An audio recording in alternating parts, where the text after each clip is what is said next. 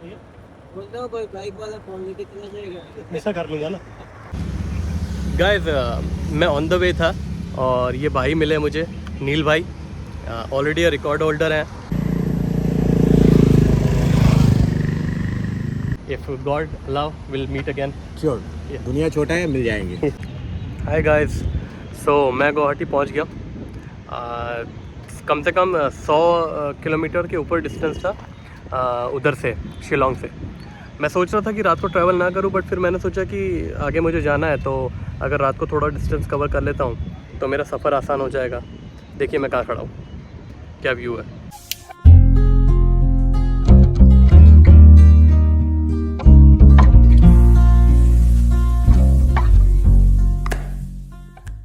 मेघालय से लौटते हुए टेढ़े मेढ़े रास्तों को पार करना और रास्तों को पहाड़ों से मैदानों की तरफ बदलते हुए देखना अपने आप में एक अलग ही एहसास था। अपने इस सफ़र में आगे बढ़कर मैं पहुंचा गुवाहाटी, जिसे gateway of north east India भी कहा जाता है। शाम को मैंने अपना समय ब्रह्मपुत्र नदी के किनारे बैठ के बिताने का सोचा, और शाम से अंधेरा कब हो गया मुझे पता ही नहीं चला। पर मैं कहूँगा इस शाम के साथ मेरा दिन बहुत अच्छा गुजरा।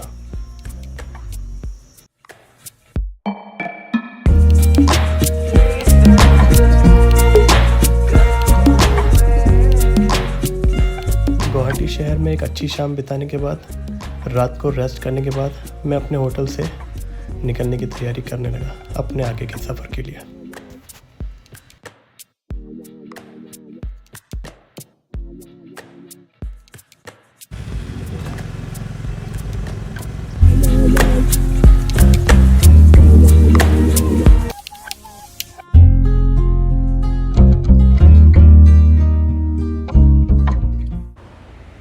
गाइस ऑलरेडी 300-400 किलोमीटर से ज़्यादा हो गया एंड आई हैड टू, मतलब मुझे रुकना था चेन क्लीन करने के लिए।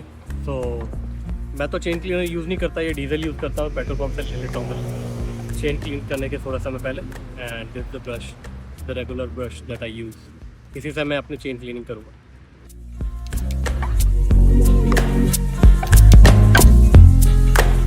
हाँ बोलिए।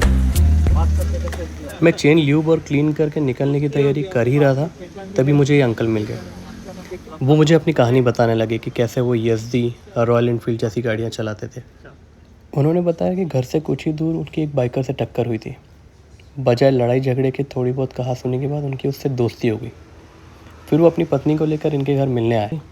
फिर इन्हें पता चला कि ऐसी 2 नई रॉयल एनफील्ड लॉन्च हुई है जिसकी सीटिंग कैपेसिटी 2 से ज़्यादा है, और ऐसी रॉयल एनफील्ड स्टेट में सिर्फ 2 अलॉट हुई थी। सो अंकल और उसके दोस्त बहुत एक्साइटेड थे उसे देखने के लिए। तो उनके दोस्त और अंकल शिलोंग में उस गाड़ी को देखने के लिए गए।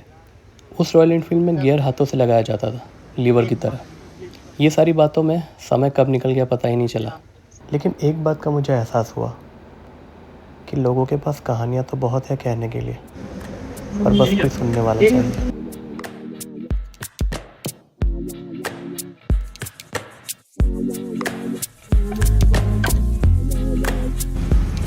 गाइस मैं ऑन द वे था और ये भाई मिले मुझे, नील भाई, ऑलरेडी रिकॉर्ड होल्डर हैं, और अभी इन्होंने काफ़ी स्टेट्स कवर कर लिए हैं, और अब इन फ्यूचर वो यूरोप और श्रीलंका और सब जगह जाने की उन्होंने प्लानिंग की हुई है।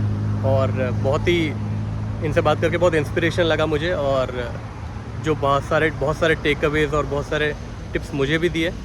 तो मैं चाहूँगा कि आप कुछ बोलें भाई। नमस्कार सभी को। और सबसे पहले तो मैं इतना ही कहूँगा कि नॉर्थ ईस्ट में ज़रूर घूमने के लिए आइए। और ये भाई जिस जगह से आए हैं, गुजरात, जो टूरिज़्म का सबसे एक ख़ास जगह है, तो उस जगह से मेरे नॉर्थ ईस्ट में आए हैं। तो मैं उनके ज़रिए से हर गुजराती को और देश के हर जगह से जितने सारे राइडर हैं, जितने सारे साइकिलिस्ट है या फिर जो ट्रैवल करना पसंद करते हैं, वो नॉर्थ ईस्ट में ज़रूर आइए। क्योंकि नॉर्थ ईस्ट एक ऐसा जगह है जो इंडिया से बहुत अलग है, और इस जगह का जो व्यवहार है, इस जगह का जो ट्राइब्स है और ट्राइबल्स है, वो आपको देखने को बहुत मिलेगा। और अगर आपको लगता है कि मैं स्विट्ज़रलैंड में जाना चाहता हूँ, तो आप ज़रूर आनेनी एक बार घूम के जाओ, ज़ीरो विलेज घूम के जाओ अरुणाचल के, या फिर आलो पे आओ, और मेरे स्टेट में आओ त्रिपुरा में।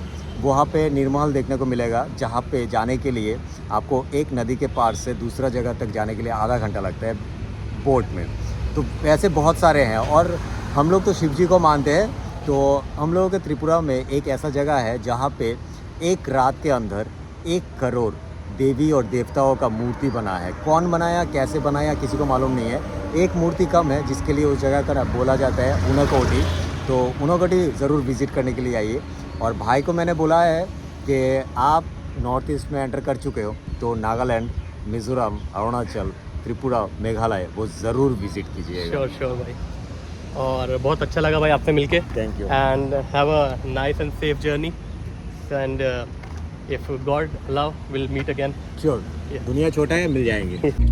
पूरे दिन एक बहुत ही अच्छा सफ़र करने के बाद मैंने नाइट इस होम स्टे में बिताई और अर्ली मॉर्निंग यहाँ से निकल गया।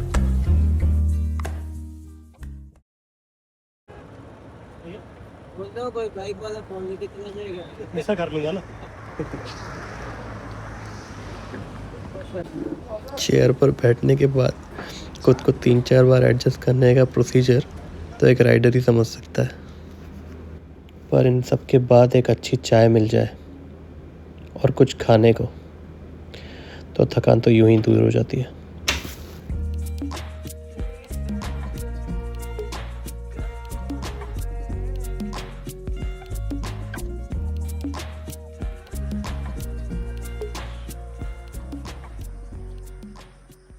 गाइस, जब हम गुवाहाटी से डिब्रूगढ़ की तरफ जाते हैं तो इन बिटवीन में कांजीरंगा नेशनल पार्क आता है, कांजीरंगा टाइगर रिजर्व आता है और इस तरह के खूबसूरत चाय के बागान आते हैं। मैं रुक गया था व्यू देखकर, मैंने सोचा वीडियो में कैप्चर करके आप लोगों को दिखाता हूँ। ये हाईवे है, हाईवे के साथ ही ये बागान है, उस तरफ भी रोड के और रोड के इस तरफ भी।